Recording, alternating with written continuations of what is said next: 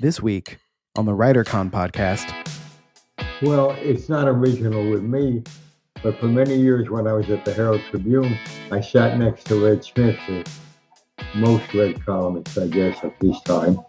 And somebody asked him, how do you write a column every day? How can you start?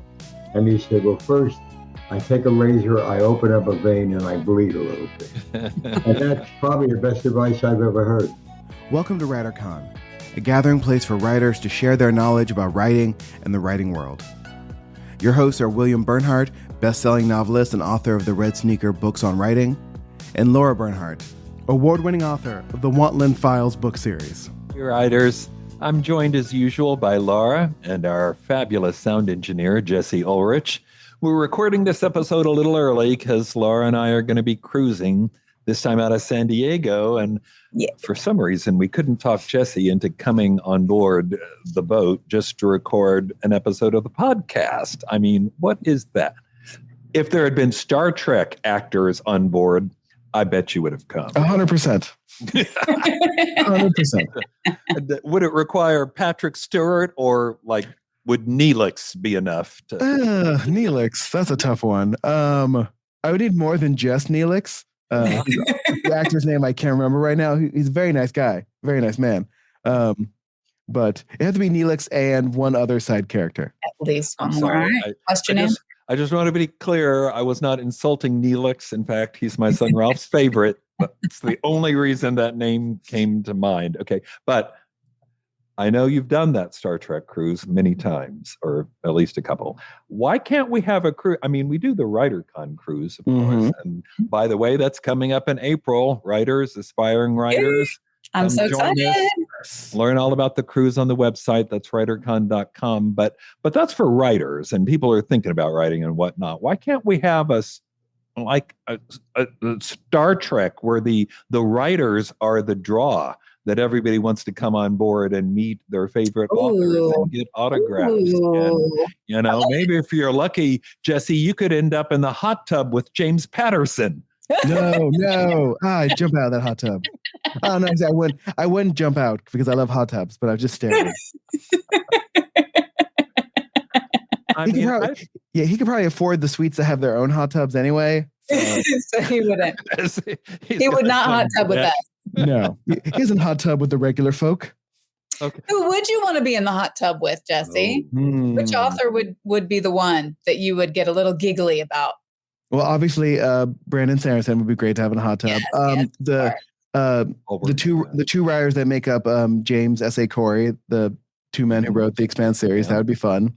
Nice. And of course, George R. R. Martin, so I could yell at him to finish the book. But get out of this hot tub, get back to work.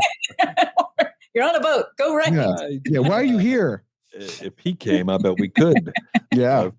Okay. I want to work on this idea. Well, on the last episode, I think, or is that a future episode? I lose track sometimes. But I think on the last episode, we asked everybody to help us name the new WriterCon magazine or nickname or something. So this time the question is, how do we make this not Star Trek, but Star Authors Cruise happen? Send me your suggestions, okay? willbern@gmail.com. All the contact info will be in the show notes. Laura, would you introduce our interview guest, please? I would love to. I'm thrilled to introduce Jerry Izenberg. He has a career spanning over 70 years. And we can't even put a cap on that because he is still going strong. He's still writing. He's columnist emeritus at the New Jersey Star Ledger. He's a 5-time winner of the New Jersey Sports Writer of the Year Award and a winner of the coveted Red Smith Award, which is the highest honor given by the Associated Press sports editors. He's been inducted into more halls of fame than I can count. Honestly, I tried to go out and figure it out, and the numbers were all over the place. It's just, he's so impressive, and he's done so much that it's really difficult to kind of bring it all into one introduction.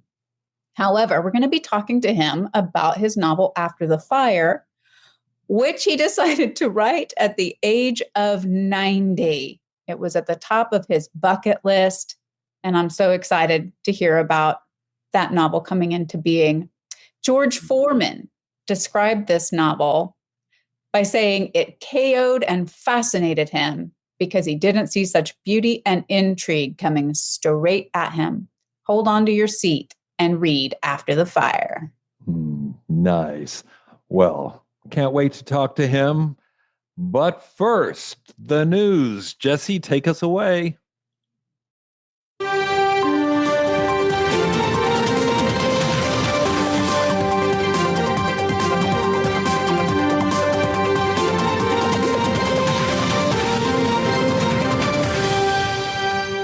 Our news stories consist of two major reports that have come out in the past week as we record this. First, a report from the Frankfurt Book Fair, which a lot of people say is the most important book fair that happens every year. I got to be upfront. I didn't go this year, but some of my friends, including an agent representing some of my works, were there. Jane Friedman was there, and I thank everybody for their coverage. Here are some key takeaways from the Frankfurt Book Fair this year that I think might be of interest to writers listening to this podcast. Here's something that came from a longtime literary scout. Her name is Bettina Shrew, and she said, quote, "The tend to focus and publish books that will get a boost from TikTok continues to be popular, and we are reading more in this genre than ever." I just got to pause and point out, she basically just created a new genre, the TikTok novel. Continuing with the quote, "Many of our clients are now looking for romance, romantasy," which would be a combination of romance and fantasy, plus fantasy, and upmarket horror and gender-bending fiction. Okay, think about that for a minute. Here's a quote from somebody else, an international sales director. Her name is Gemma Davis, and she noted, quote, "There is one thing that everyone agrees on. BookTok has made reading fashionable, and young people are flocking to bookstores in a way that they haven't seen since Harry Potter." End of quote. Overall, 2023 is looking like it's a disappointing one for sales, particularly in children's books. Middle grade paperbacks are really declining, but BookTok books, whatever exactly that is, that's doing well, and there's going to be more of it in the future. Laura, any surprises? Yes, because I'm confused that we're seeing an upswing in younger people reading, and yet the middle grade paperbacks are, yes, it's good, but then the middle grade paperbacks in particular are suffering a decline. Right. Is that because people are reading on devices now? I wonder how we explain that. It's like young adult is doing well, and even TikTok books, whatever that is, but the younger ones aren't reading as much. Yeah. Well, is it possible we've all just finally agreed that like paperbacks are not great reading devices? Like I've never enjoyed reading a paperback. They're small. You can't ever like hold in one hand easily. It's true. Hardback, that's what I'm wondering. Do kids have enough like ways to read on their phone or an iPad or a computer if they just switched over to ebooks? Yeah, I think ebooks and then hardbacks are the two ways people actually like to read, and so those are going to be the two that continue to go. Yeah. Or is it possible that they're reading, but not in a way that requires them to actually buy anything? I mean, normally children's books you would expect to be bought by your parents. But I mean, when I was reading at bedtime, usually you had a big book that you held that people could see the pictures at least. Yeah. Well, let me tell you, my sister has 2 sons and a daughter, and the last time I saw, all 3 of them were showing me off their like Apple Watches. They all had devices. They're very young, so maybe this is the new trend. Can you read on your Apple Watch? I hope not. No, but I was shocked that they had one. I don't know. Maybe it wasn't actually an Apple, but they had like Disney themed, fancy watches on their arms. Gave them all kinds of digital readouts and stuff. Did you guys notice the reference? You knew I'd bring this up to, amidst all the categories, romantasy and all that, was literary and upmarket horror. Yeah, what is that? What is that? What does that mean?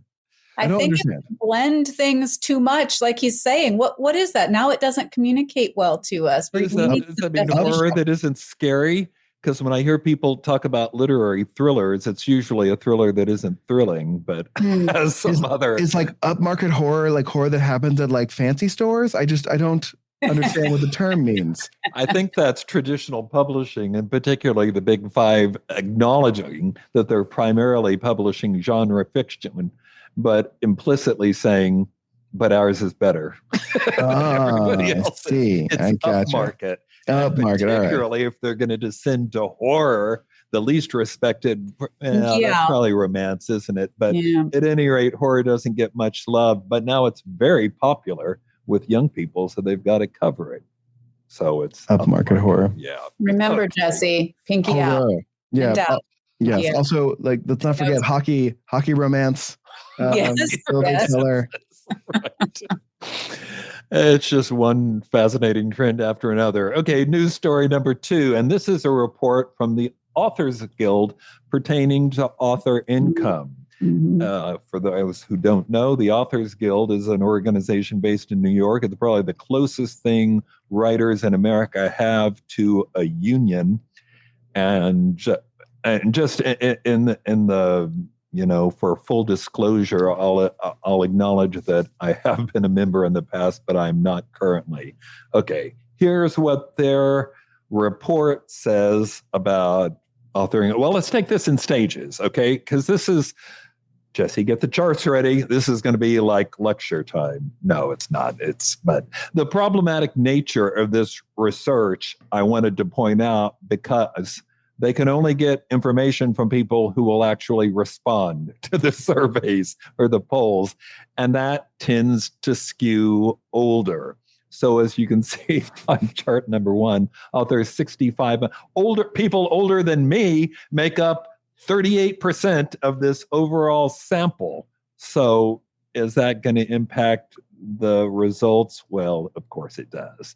Bring up chart number 2, which has to do with the genre or category that people are writing paired with their income. No surprises here. Romance has long been the most widely read and published genre, but despite being the genre that is already hugely ahead of everybody else in sales, it's now seen considerably more growth in the last year.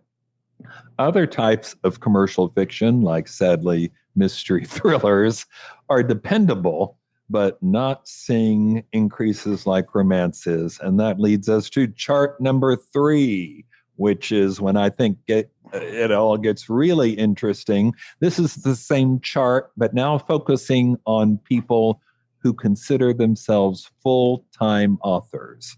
In other words, anybody part-time, anybody who's got a day job or isn't financially completely committed to authorship has been excluded.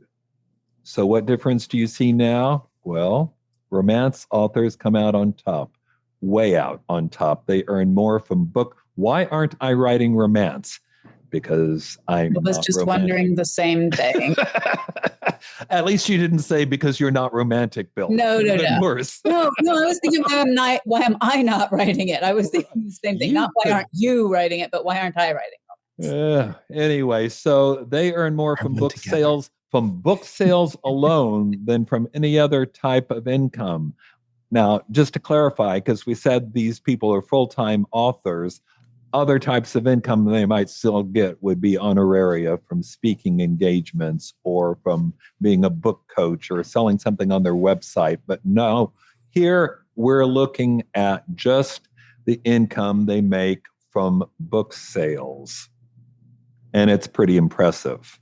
Romance is not only the dominant genre, it is becoming even more so. But overall, here's one of the most important income-related things that I saw here. You can see that when, pairing traditionally published versus self-published author, and you can see when the self-pub authors start out, they tend to not make very much money, which is exactly what you would expect. They make little compared to those few who get traditional deals, maybe even advances. Well, that makes sense. bearing in mind that only a handful of people are going to get those traditional book deals. But these statistics indicate that if that self-pubbed author just keeps going long enough to become well established, and generally speaking, it looks like the 5-year mark is the critical on average. I mean, don't expect it all happen 5 years and one day later, but on average, it appears to take about 5 years to make your mark. And at that point, if they last that long, the self-pubbed authors are more likely to out-earn their traditional publishing counterparts. I said that so convoluted, in such a convoluted way. Let me straighten it out a little bit more. Self-published authors might start earning less, but if they give it 5 years of hard work, they may well be out-earning traditionally published authors who said it at the same time, who started at the same time, which makes me wonder, okay, if we've only had self-published authors for about a decade, a little more, and if 5 years is enough to make a difference, what is the publishing world going to look like in another 5 years? Will self-pubbed authors continue to get smarter and savvier, or, as they have done in the past, will traditionally published authors start copying what the self-pubbed world is doing? You know, will they figure it out or fall further behind? I don't know. What do you think, Laura? I saw a chart this past week as well that actually broke it down, not over time frame, but how many books self-published authors had compared to how much income they were bringing in. Yeah. It was very eye-opening. It was pretty consistent where I fall on the chart. I also fell into that income range. It was a little, I'm not going to lie, a little discouraging, because it was showing that, okay, not just the 5-year mark, but that you would need somewhere between 25, 30, 50 books to be able to earn the kind of money that you could truly live off of. If I put that into years, I mean, let's be honest, Bill, you've got 62 books that you've published in how many years? 30 plus. 30 plus. 30. Super impressive. So compared to, I'm still aspiring. So people can maybe compare their beginning journey to where I'm at. But I start thinking to myself, I'm how old? How many good years do I have left? How many books do I have to write every year to try to get to the point where I might make it into the bracket that would enable me to consider myself a sustainable writer, somebody who can truly live off of what I'm writing. Fortunately, I have a partner who's incredibly understanding and tells me, just write the books you want to write. Let me worry about the money. Not everybody's in that situation. You're talking about the cat, right? Bustifer? Well, as sweet as he is, no. I think all he cares about is how often I play with him and give him treats. Is that why he's sitting right next to you right now? Put him on his leash and take him outside, which isn't happening today because it's raining. But that's something that could have been more discouraging for someone who doesn't have somebody that's as understanding and who might look at the time that they're devoting to that and ask them, how is this worth it? Like, it's taking you away from me, and what are you showing in return? It just, if you don't quit, you cannot fail. That's our motto. And I'm going to keep at it. So don't get discouraged by these numbers. No, well, clearly. But you did ask me, how do I feel about traditional publishing? I thought you were going to say they're going to fall further behind. I think people will, unless there's a big swing, people decide this is too hard. I need to get somebody with a little more leverage behind me. But what we miss out on is that we're still going to be required to do all the marketing and the publishing. Getting a bigger publisher doesn't equal huge sales numbers. And I'm actually finding it a little encouraging what you're showing here. Just we stick with it, we keep going, and eventually just should keep making little baby step progress. I wish it wasn't baby steps, but. Yeah. And the other clear takeaway, I think, here is if current trends continue by the year 2040, 9 writers out of 10 will be romance writers. But apparently A lot it'll of be romance. much better. No, okay, here's the real kicker that I was going to end with. Yes, romance authors appear overall, doesn't apply to everyone, of course, but on average appear to be doing really well. But what also becomes clear in all these charts and statistics, romance authors are doing well because they outwork, they outspend, and they out-hustle most other authors. And that money that they put into it comes back to them. It's an investment that bears, in time. According to these statistics, romance authors spent an average of 2 full days a week on marketing and promotion. Wow. Now think about that. I mean, most people, self-included, write first, and then when there's time at the end of the day, you might do a little bit of that. But these people are giving 2 out of 7, let's guess, that they work 7 days a week, given how productive they are, giving 2 of those souling over to marketing and promotion of their work. That's way more. In fact, statistically, according to the Authors Guild, that's 45% more time spent on marketing and promotion than those miserable mystery thriller authors who were also surveyed. And I just mentioned this because, Laura, we go to conference and people are always looking for the magic bullet. It used to be, what word processing program do you use, or what laptop do you use, or what's your day look like? We always ask people, and you think,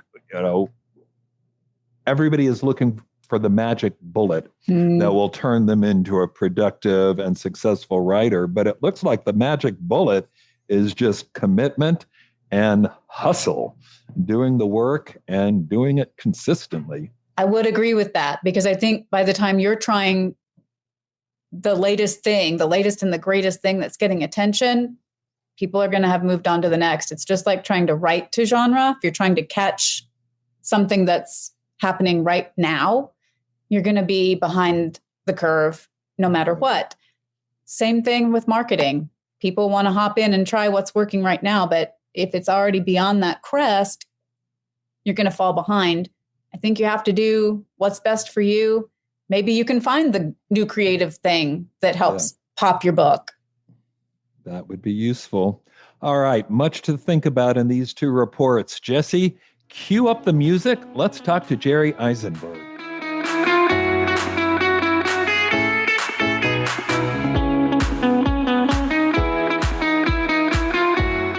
Jerry, welcome to the podcast. Hi, Jerry. It's good to be here. Thank you.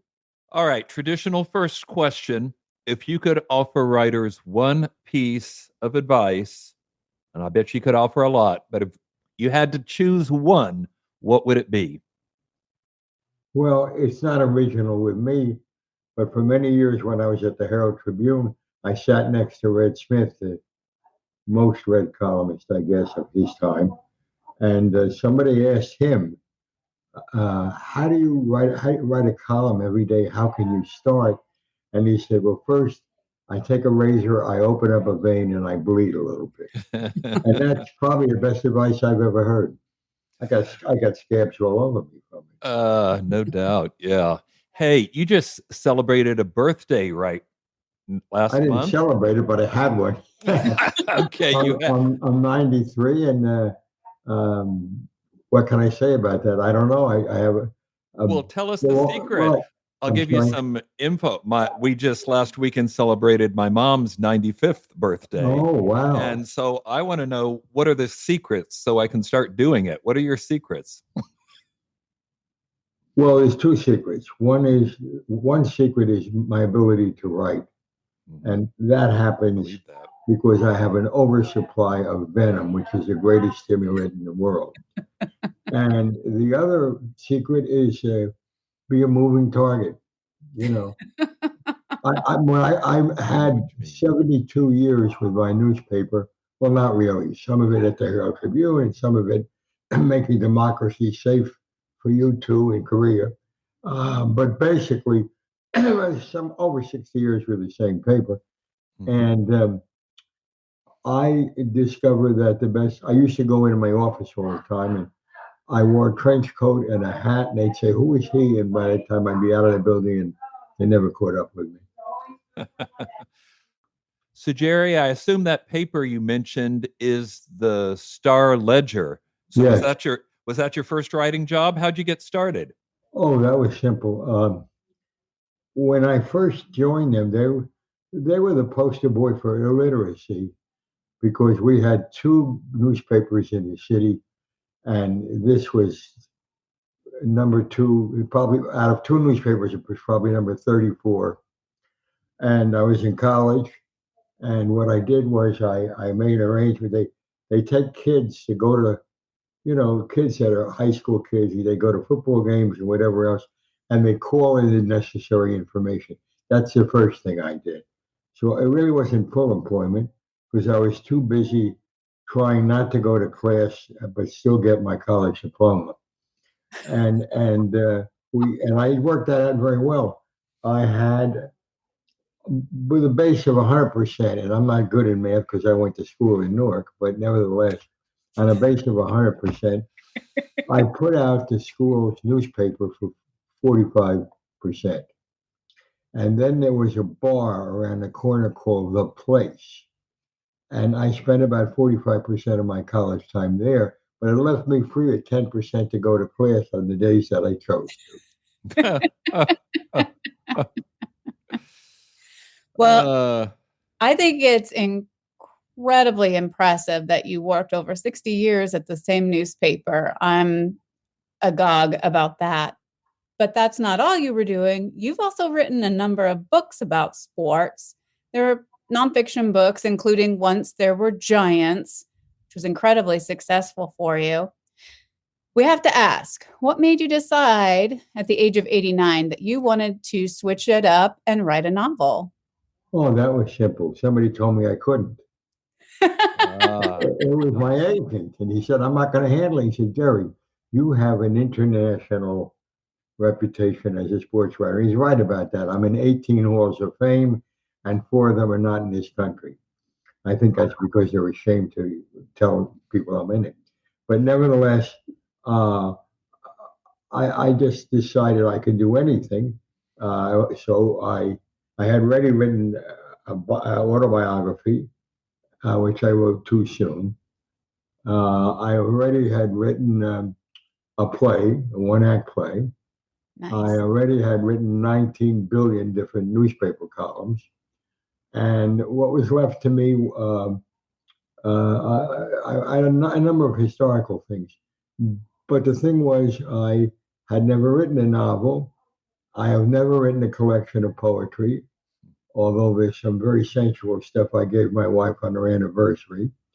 And I am working on a collection of short stories, and a novel is not in my repertoire.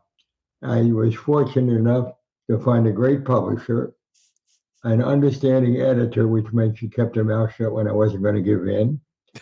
And it worked out beautifully. I mean, I'm going to tell you something. I'm working on my 16th book now, which is Larry Doby, the first black to play in the American League. He was the second black to play in organized baseball. He was my friend for 45 years. And nobody really knows what he went through because it was all Jackie. Jackie played in New York, and that's the reason it worked out well. Larry had a much tougher time. Cleveland schools were not integrated when he got there. The hospitals weren't integrated. And as a matter of fact, not much was integrated. And he went through hell. And because he was my friend for so long, we would discuss these things. Yeah. And the genesis of that book, I can tell you later on, but we want to get to the novel. And what I was going to say is, of the 15 books I've already done, I never, you people are good. You send me Lara sent me a case of books. I never opened. I did open them. I opened one and I read it right away. There's only one other book, the one that I just put out called Baseball, Nazis, and Nedick's Hot Dogs Growing Up in Newark, New Jersey in the 1930s, which is very similar to some of the stuff that's happening now in terms of anti-Semitism. But but it's not a serious book, unless you take me seriously, and nobody does, so it works out fine. But I started to say those are the only two books I ever opened. You know, when the hardcovers come, I'm good. I put one on the shelf, and that's the end of it. Because I'm not interested in rereading stuff. There's no reason to read it again. I know I wrote it, so who cares? But these two books I do read, and the novel I read, I would say read all the way through about 5 times. Probably looking to catch Laura in an error, but I never did. and she also, I'll give you an idea about how easy it is for me to edit. I mean, for somebody to edit me, and my sympathy goes out to Laura, particularly in this case. I called him up in a semi-panic, and I said, Laura, there's a guy in this book called Uncle Louie. You got to get him out. She means, no, not get rid of him. Change his name. Make him Uncle Pietro. But can't be Uncle Louis because he's a living legacy of the mafia. And with the kind of friends he has, they'll say you should sue him, you know, after the guy cooperated with me. So we had to take him out. So Laura said to me, I'm sitting here amazed and impressed that you actually know a member of the mafia. And my helpful reply was, Laura, I know a lot of members of the mafia. And when you get the phone call, take the fifth. Well, you are bringing up the fact that you are doing such an excellent job of capturing and saving these moments in time. And you also mentioned that, unfortunately, some of what you describe as happening earlier in your life either never went away or has come back around, is rearing its ugly head again. You really do a fantastic job. And I would call After the Fire historical fiction. So this one wasn't memoir. It was. Well, I'll tell you something. Now that it's been out long enough that no one's going to sue me, it ain't fiction. Mm-hmm. Everybody in this book has a different name, and I swear I don't know the originals. I swear that to the last dollar is gone. But I also there are two people who I used their real names because I knew them. One was Carlo Gambino, and one was Richie the Boot Biardo. And believe me, you cannot malign these people. And I don't want to try. I don't want to. Well, you drew heavily from your life experiences. We knew that. I went back and was looking at some of the reviews of the book online, and one of the reviews says that the book is so well researched and very accurately depicts Newark at the time. But I freaking lived it. That's why. Yeah. Did you actually have to remind yourself or do any research, or was this still very no? What I had to do, I had to research street names and stuff I've forgotten over the years. But talk about research. The new book that came out, I will say this. It's a 93-year-old guy looking at the first 21 years of his life, and I didn't have any notes. but it worked. So my memory's been pretty good. But a lot of great memories, right? But okay, so that one you took experience and turned it into fiction. But I think you referenced this earlier. Earlier this year, you published an actual memoir, right? Yeah, it's a memoir of the first 21 years of my life. So there are going to be 3 or 4 sequels. Well, I'll tell you, it ends with a perfect setup for sequel, but I will not do it. Between the age, one good thing I did between the ages of 22 when I left to make the world safe for you guys, the one thing about it was that I want to say it right. I didn't.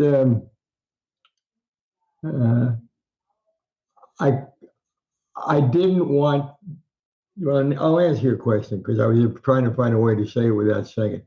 I didn't want to talk about the next 20 years of my life because I've had 3 marriages. One is pending in the book. If there's any anxiety, I'll tell you, I did marry her after, after I got to be 22, where the book ends. Um, and they were pretty much disastrous, except it gave me the joy of being a single parent to 2 great kids. So that's all I got out of it, really. But after that, I was not a very desirable person. I spent too much time in the middle of neon sunshine, if you can interpret that. I was not a reliable person. My job I always did, and my kids I always cared for. But the point is, I don't want my kids, who are pretty smart, to figure, and they're smart enough to know if it's got my name on it, that it's me. And those 20 years, I just as soon lose. I met a woman when I was 49 years old, and we have been married for 45 years. Wonderful. Well, what a miracle, not wonderful. I mean, I can't imagine anybody in the world would put up with me for 45 years.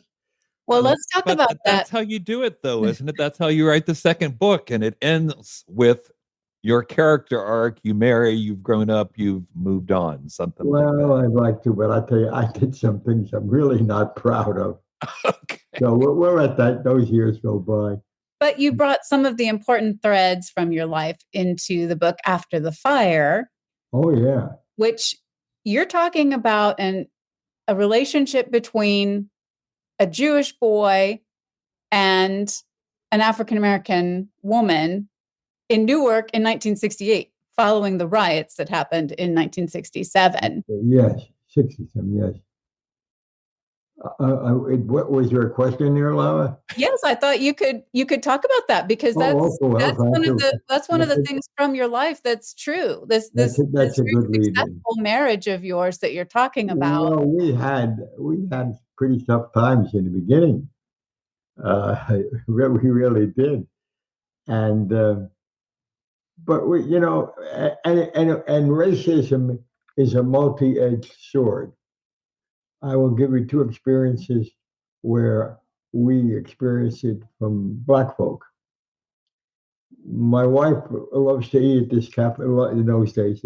Of course, she would go to spring training maybe occasionally, but she worked, so she could only get away for a little while.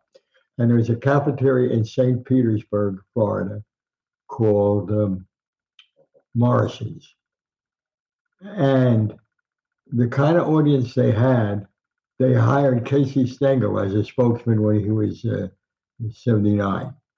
So you realize the kind of cafe it was. Right. We go in there and she said, I love the potatoes here. And there was a woman behind the counter who happened to be black. And I said, well, wait a minute. I said, Miss, can you give her some more potatoes? And I didn't say her. I said my wife. And the next thing I knew, she was wiping potatoes up because she splashed it deliberately down it. Another time we weren't married yet, and we went on a trip to Tampa because I had to cover a football game. And we go into she had a couple of secretaries working for her, so she wanted to bring back little souvenirs. I said, well, we'll go get them. So I'm she's at the counter now with ashtrays and crap like that. And I would never buy anything like that. And she's standing there, and I'm to her left, but about a half a foot behind her. And an African-American woman who is the clerk says to me, can I help you, sir? And I understood right away what was happening. And I said, I don't know if you could help me, but you can help my wife now. He threw the change at her. The reason I'm telling you that side of it, because most people don't know that side of it. Believe me, there was a lot more on the other side in terms of racism. But and she was very nice. I'll tell you, she came from I'm not going to mention it, a wealthy community in New Jersey. I came from the bottom of the barrel I was urban. I was a street kid. And so we had different backgrounds. And it hit her a little harder. And I said to her, those people are not staring at us. You're wrong. We're just such a handsome couple, or you're such a beautiful woman. That's why they're looking. And she bought it. I was a pretty good salesman in those days. Nice. Good work. But Jerry, we had problems. No question about it, and it wasn't easy. And they had I gave them more problems than I had in the book, Laura, that you edited. Sure. Well, that's because it's fictionalized. We had to ramp it up a little bit. Jerry, this has been absolutely fascinating talking to you. And I feel totally guilty about having to wrap it up. Could we maybe get you to come back on the podcast again sometime? Maybe after your next book comes out. I don't believe you're just sitting around doing nothing. What are you working on now? Yes, I would. The book I'm working on, I said Larry Doby, and it's a book that it's a teachable lesson for people. Larry Doby is starting to get some credit now. For 72 years, he fell through the cracks.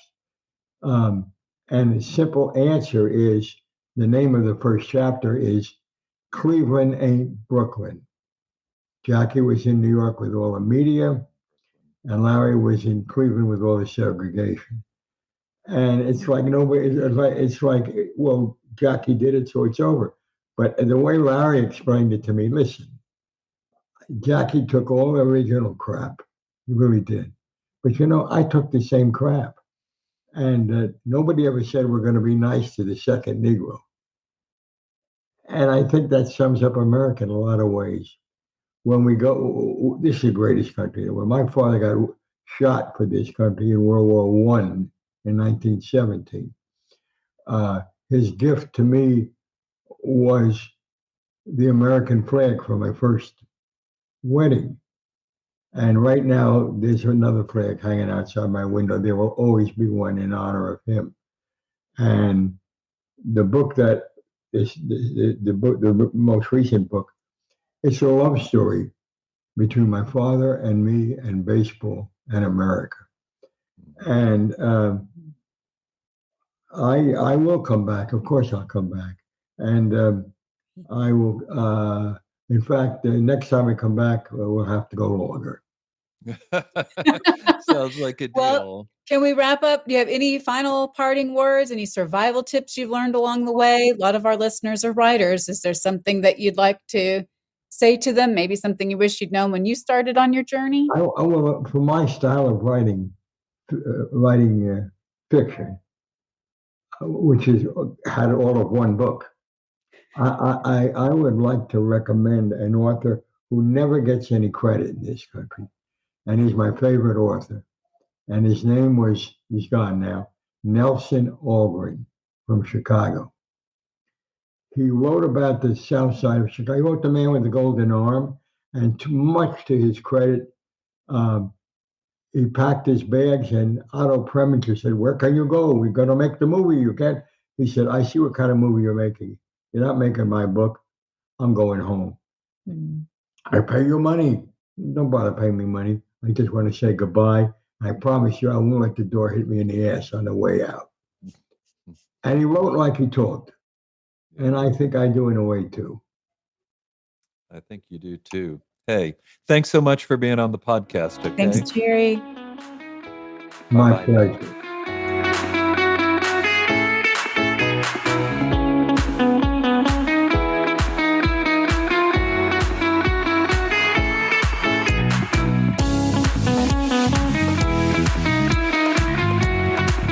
Just a few parting words. Let me remind you that my new novel, Partners in Crime, the big team up between Daniel Pike and Ben Kincaid, has been released and is on sale now. If you haven't joined the WriterCon Facebook group yet, hey, do it. It costs nothing. Go search for WriterCon and join the group. That way you could more frequently hear all the news going on in the writer world and maybe even make contact with other people who are similar to you and what you're attempting to do right now. Make some friends, get some beta readers. Who knows? You need to be there. And also, of course, subscribe to the WriterCon magazine or the completely free WriterCon newsletter. You can even get both of those. Just go to Substack and search for WriterCon, or send me an email, willbern@gmail.com, and all the contact info will be in the show notes, so you don't have to remember it. Just remember this. Until next time, writers, keep writing, and remember, you cannot fail if you refuse to quit. See you next time.